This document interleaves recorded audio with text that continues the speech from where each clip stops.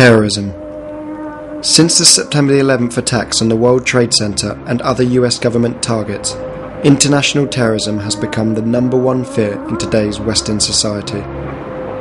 This fear is arguably understandable with the scale of the attacks.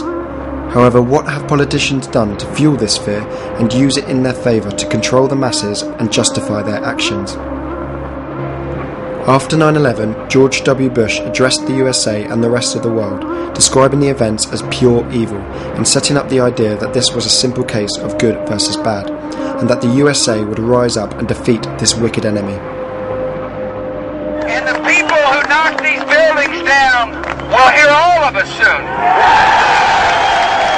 Simplifying it to this extent helped justify invading Afghanistan and then later Iraq, because the deployment of forces to these countries was a crusade against evil.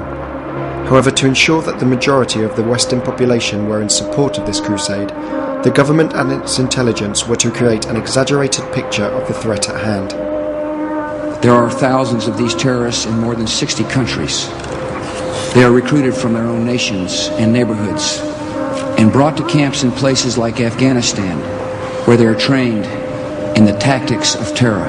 International terrorism was to become a powerful network that had spread around the world in secret locations. It was everywhere and could only be defeated by a war on terror. However, the reality of it all was much of this threat was an illusion. Islamist terrorism is disparate and complex, driven by an idea and not by an organization. This one network, Al-Qaeda, that's receiving so much discussion and publicity, may have activities in 50 to 60 countries, including the United States. The network across the world did not exist, and Al-Qaeda was not even an existing organization. These radical Muslims were a very small minority with very radical views.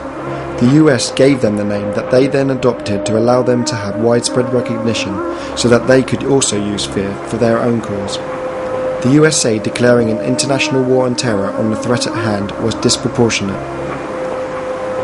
Many critics have denounced the war on terror as simply being a fear tactic, a political tool to consolidate the government's power and to escape any accountability for its use. The use of fear in politics is nothing new, of course. Fear is an ultimate tool for politicians to preserve their power. A recent poll of 2,000 adults in the UK for the Mental Health Foundation found that 77% found the world more frightening than in 1999. The charity described a culture of fear in which the media and politicians fueled a sense of unease. With the appointment of Barack Obama as US President and the UK officially ending their operations in Iraq on the 30th of April this year, it seems that the war on terror has taken a back seat. But with the recession in full swing and swine flu just around the corner, we have plenty more to fear. And no doubt our politicians will use this to their advantage.